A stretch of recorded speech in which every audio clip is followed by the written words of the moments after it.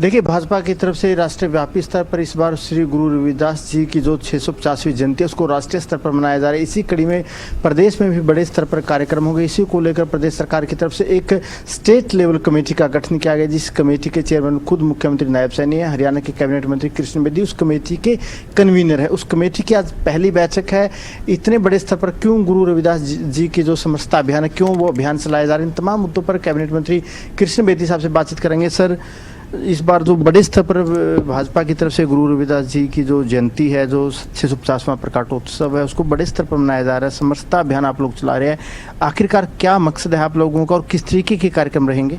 समरसता संकल्प अभियान संत शिरोमणि रविदास जी महाराज का 650वां प्रकाशोत्सव वर्ष। आपके सवाल में ही आपने जवाब दिया है भी क्यों मनाई जा रही है। वो इसलिए मनाई जा रही है कि 650वां वर्ष है और पूरे भारत स्तर पर इस कार्यक्रम को हमने आयोजित करने की योजना बनाई है, क्योंकि हमने 350 साल प्रकाश उत्सव भी मनाया था और 550वां भी इसका हमने कार्यक्रम इस प्रकार के बड़े आयोजन हम करते रहे हैं। तो संत शिरोमणि रविदास जी महाराज ने उस कालखंड में, भक्ति कालखंड के अंदर, जब जाति धर्म का इतना बड़ा भेदभाव था, छुआछात चरम पर थी और सामान्य दैनिक जीवन जीते जीते इन्होंने अपने आप को प्रभु के इतना नज़दीक लेकर चले गए कि स्वयं भगवान को उनके सामने प्रकट होना पड़ा, माता गंगा को उनके सामने कठौती में प्रकट होना पड़ा।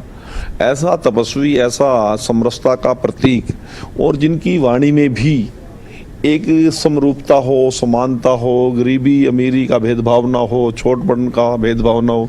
उन्होंने तो अपनी वाणी में बोला है कि कोई भी भूखा ना रहे, कोई प्यासा ना रहे, कोई ऊंच नीच का भेदभाव ना हो, कोई छोटा ना हो, कोई बड़ा ना हो, सभी यदि इक्वल होंगे, समान रूप से होंगे, तभी रविदास जी प्रसन्न रहेंगे। और उनके एक ऐसा कालखंड जहाँ जाति धर्म का इतना बड़ा भेदभाव उसमें चलता था, और उस समय मीराबाई उनकी शिष्य थी। और संत शिरोमणि रविदास जी महाराज केवल संत नहीं है, संतों में भी शिरोमणि हुए हैं। उनकी वाणी, उनका विचार, उनकी सोच आने वाली पीढ़ियों तक रहे, लोगों तक, युगों युगों तक उसकी सोच और विचार पर लोग चलें। इस सोच को लेकर हम संत शिरोमणि रविदास जी महाराज का प्रकाशोत्सव 650वां मना रहे हैं। और ये 29 फरवरी से शुरू हुआ काशी जी से, गोवर्धनपुर में, जहाँ 29 जुलाई से वो शुरू हुआ गोवर्धनपुर से। वहाँ की पावन पवित्र मिट्टी पूरे देश के अंदर कलश के माध्यम से हमारे योगी आदित्यनाथ जी मुख्यमंत्री उत्तर प्रदेश और हमारे केंद्रीय नेतृत्व ने एक विस्तृत योजना बनाई है। और जलंधर से उससे पहले देश के प्रधानमंत्री जी ने स्वयं एक ऐसी ट्रेन चलाई जो काशी जी तक जाएगी। उसके अंदर बल्ला के हमारे पद्मश्री संत वहाँ उसका ट्रेन में बैठकर जो गए। ऐसी उनकी विचार, उनकी वाणी जन जन तक पहुँचे, लोगों तक पहुँचे, लोगों तक वो विचार जाए।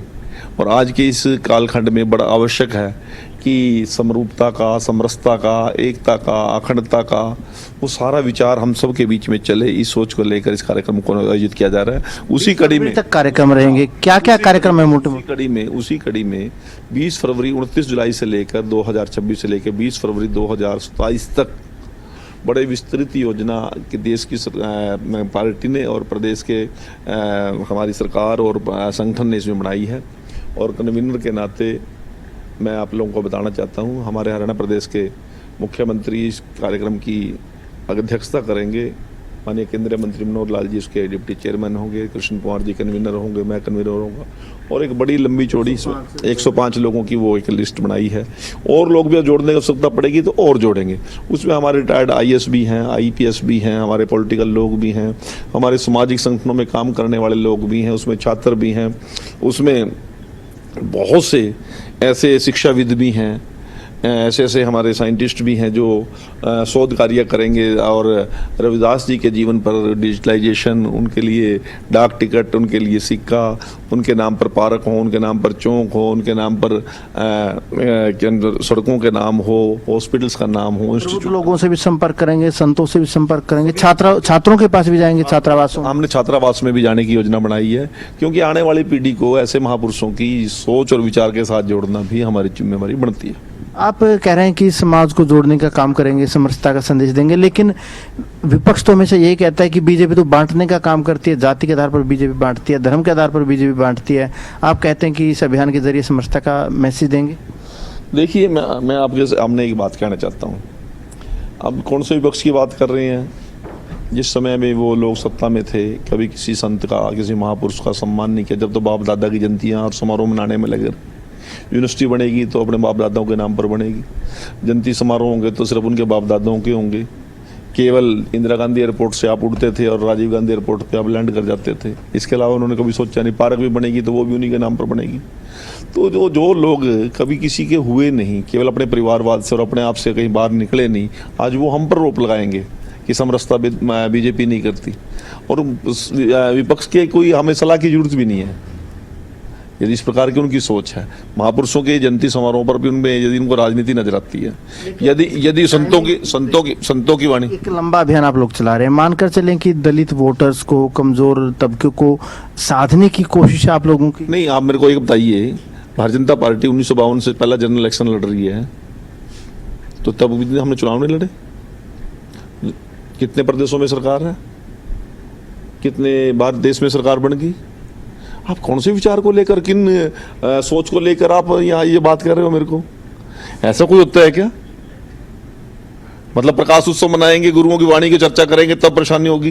रविदास जी की बात करेंगे तब परेशानी होगी। अम्बेडकर जी की बात करेंगे तब परेशानी। आपका 20 फरवरी तक क्या आपके कार्यक्रम है? देखिए सर, 20 फरवरी तक क्या आपके कार्यक्रम है? और अगले साल मानकर चलिए कि कई राज्यों में चुनाव भी होने हैं, पंजाब में भी चुनाव होने हैं और राज्यों में भी चुनाव होने हैं, तो राजनीतिक लाभ भी देखें। 650वां साल सिर्फ इन चुनाव के लिए आया उनका।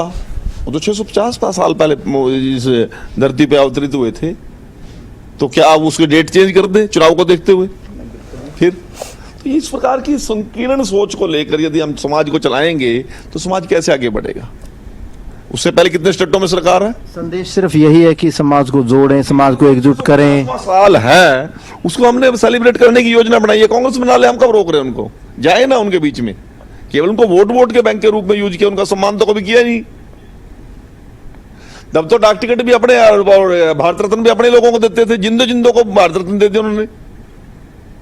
आज वो किस विचार को लेकर चल रहे हैं? और उनका बंटादार होने का कारण भी यही है। जब संकीर्ण मानसिकता को लेकर कोई व्यक्ति चलेगा, विशाल हृदय लेकर नहीं चलेगा, तो उसका बंटाधार भी इसी प्रकार से होता है। बिल्कुल, देखिए बेदी साहब कन्वीनर हैं इस कमेटी के, और कहीं ना कहीं इन कार्यक्रमों के माध्यम से समाज के सभी जो खासतौर से जो एससी समाज है उनके पास जाया जाएगा, सामाजिक समरसता का एक संदेश दिया जाएगा। इन अभियान के तहत संतों से संपर्क साधा जाएगा, प्रबुद्ध जनों से संपर्क साधा जाएगा, और जो छात्रावास है, छात्रावासों में भी जाने का कार्यक्रम किया जाएगा, ताकि जो समाज है, समाज को जोड़ने का एक बड़ा संदेश गुरु रविदास जी के संदेशों के माध्यम से दिया जाए।